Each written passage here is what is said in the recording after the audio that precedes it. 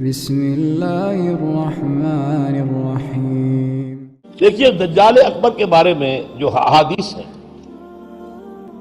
ایک بات تو یہ کہ وہ کانا ہوگا ایک آنکھ سے، اس کے ماتھے پر لکھا ہوا ہوگا کافارا، ہر مومن پڑھ لے گا چاہے پڑھا لکھا ہو یا نہ ہو۔ وہ خدائی کا دعویٰ کرے گا، اور اس کی قوتیں کتنی ہوں گی ذرا نوٹ کیجئے۔ لا تزال قریۃ الا حبطھا فی 40 لیلۃ، مسلم شریف کی روایت ہے۔ پوری دنیا میں ایک ایک بستی کے اندر وہ گھوم جائے گا صرف 40 کلومیٹر۔ کیسی سواری اس کے پاس ہوگی، کیسی صورت والی سواری ہوگی، اب تو کچھ اندازہ ہے نا حاصل۔ ہماری فضا میں ظاہر بات ہے ہمارے ہوائی جہاز 24 گھنٹے میں گزر سکتے ہیں مشرق سے مغرب تک۔ نمبر 2، اس کے دو کانوں کے مابین 80 گز کا یا 80 ہاتھ کا فاصلہ ہوگا۔ اس کے گدھے کی ماں بین حافر ہمارے ہی حافر آخر مسیرت یومین و لیلۃ، اس کے گدھے کی ایک قدم اور دوسرے قدم کے درمیان ایک دن رات کے سفر کی مسافت ہوگی۔ اب ظاہر بات ہے اس کا گدھا کون ہے آج ہوائی جہاز؟ ینادی بصوت لہ یسمع ما بین الخافقین، کنز العمال میں بھی ہے، مسند احمد بھی حدیث ہے۔ وہ آواز دے گا ایک ایسی آواز سے جس سے مشرق اور مغرب کے درمیان سب لوگ سنیں گے۔ ہو گیا کہ نہیں؟ بش کی تقریر سب سنیں گے کہ نہیں؟ سخرت لہ انہار الارض وانصارھا یأمر السماء فتمطر والارض فتنبت، اس کے لیے تمام دریا اور پوری زمین کو سخر کر دی جائے گی۔ وہ جب حکم دے گا آسمان کو بارش برسائے گا۔ مادر ذات انز اکمہا، اس کو ٹھیک کرے گا، کوڑی کو ٹھیک کرے گا۔ یہ حضرت عیسیٰ والے معجزے ہیں۔ یحیی الموتیٰ، مردوں کو زندہ۔ آج جو ہے کلوننگ اس جگہ تک پہنچ چکی ہے کہ آپ کے والد کی قبر سے لاش میں سے کوئی چھوٹا سا ٹکڑا نکال کر والد بنائے جا سکتے ہیں۔ یہ دوسری بات ہے کہ ابھی بحث چل رہی ہے، ہیومن کلوننگ کی کھلی اجازت نہیں دی جا رہی، لیکن آ گیا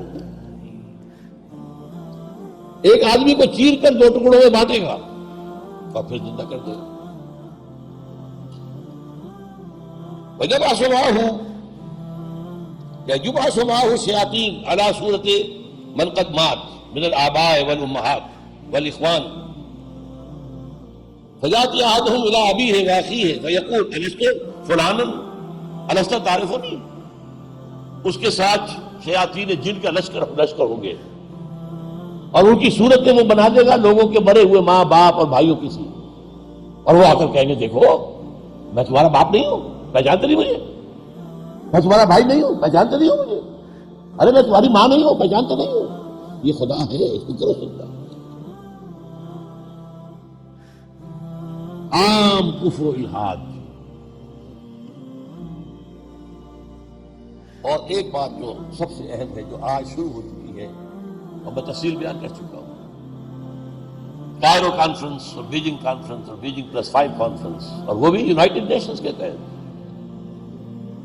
آخر من یخرج الیہ النساء، آخر میں جو اس کی پیروی کے لیے نکلے گی گھروں سے وہ عورتیں ہوں گی۔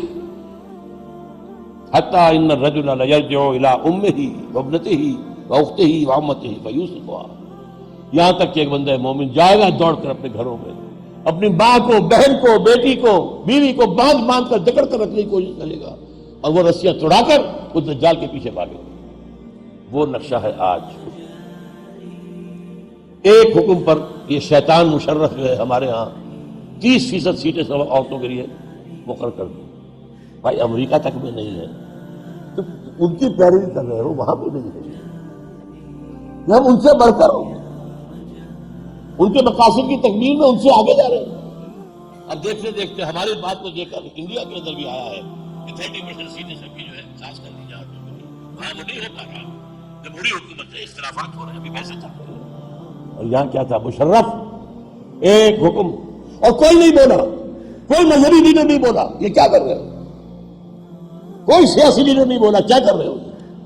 ان کی گھرگٹی میں سیاست پڑ چکی ہے. خطرہ یہ تھا کہ ہم نے اگر ایسی کوئی بات کی تو یہ الیکشن پوسٹ پون کر دے گا، اور الیکشن بڑا ہوا تھا عام طریقے. بہرحال یہ دجالیت جو ہے، دجال اکبر کی آنا ہے، یہ ہوگا کون؟ اس میں احادیث کے اندر اختلاف ہے. ایک واقعہ یہ بھی ملتا ہے کہ حضور ہی کے زمانے میں یہودیوں میں ایک بچہ پیدا ہوا ابن سیاد. وہ بڑا غیر معمولی قسم کی صلاحیتیں اس میں تھیں. وہ اپنی پیٹھ کے پیچھے سے بھی دیکھتا تھا. وہ سوتا تھا تو اس کا دل نہیں سوتا تھا، وہ پوری طریقے سے اس کے حواس جو ہیں وہ بیدار رہتے تھے. تو حضور نے اس کے کچھ حالات وغیرہ کا باقاعدہ مشاہدہ کیا، یہ سوچتے ہوئے کہ شاید یہی دجال بن جائے. حضرت عمر نے کہا بھی کہ آپ مجھے حکم دیں ایسی گردن اڑا دوں. فرمایا نہیں، اگر تو یہ وہ ہے تو اسے قتل کریں گے عیسیٰ ابن مریم، تم قتل کرنے والے نہیں ہیں. اور اگر یہ وہ نہیں ہے تو خام خزانہ خون کا جو ہے تمہارے اوپر الزام ہے. پھر ایک صحابی رضی اللہ تعالیٰ عنہ تمیم داری، وہ عیسائی تھے، اسلام لائے تھے. وہ کسی بحری سفر پر گئے تو طوفان جو ہے ان کے جہاز کو لے کر ادھر ادھر کئی ایک مہینے تک اس سے بھی زیادہ موج ادھر لے گئی تو ادھر لے گئی تو ادھر لے گئی، حتیٰ کہ ایک جزیرے میں جا کے ان کا اترنا ہو گیا اور کوئی نہیں تھا. غیر آباد اندر کچھ گئے تو انہیں ایک عجیب سی مخلوق نظر آئی، جساسا، کہ نہ اس کا پتہ چلتا تھا منہ کدھر ہے دھن کدھر ہے. اس نے کہا تم کیا کرنے آئے ہو؟ دیکھو فلاں صومعہ ہے، ذرا ادھر جاؤ، گھنا جنگل ہے، وہاں جو ہے ایک صومعہ ہے، چرچ ہے، اس میں ایک آدمی تمہارا انتظار کر رہا، جاؤ. وہاں گئے تو دیکھا کہ ایک بہت قوی ہے، بہت لمبا چوڑا، رسیوں میں اور چینز کے اندر جکڑا ہوا انسان، انسانی شکل. اور اس سے پھر مکالمہ ہوا، کچھ سوالات کیے، کیا بحیرہ گلیلی میں پانی ہے؟ کہاں جی ہے. اچھا، ایک وقت آئے گا کہ پانی نہیں رہے گا. حضرت عیسیٰ علیہ السلام کی آمد کے بعد جب یاجوج ماجوج آئیں گے یہ سارا پانی پی جائے گا، کوئی قطرہ نہیں بچے گا.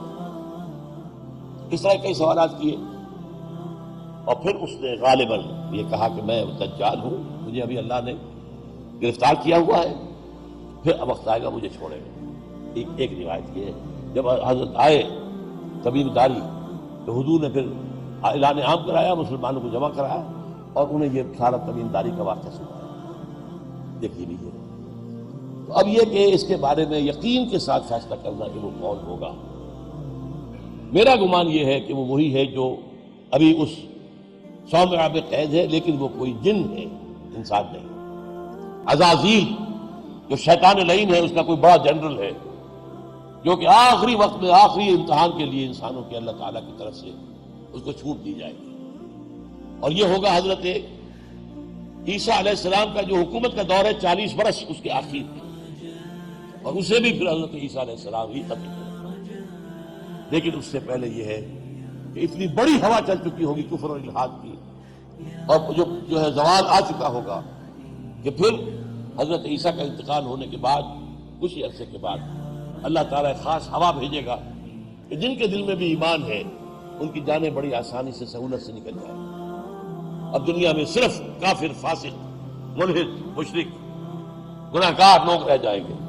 ان پر قیامت کی ہولناک جو زلزلہ ہے، یا ایھا الناس اتقوا ربکم ان زلزلۃ الساعۃ شیء عظیم یوم ترونھا تذہل کل مرضعۃ عما ارضعت وتضع کل ذات حمل حملھا وتری الناس سکارى وما هم بسکارى.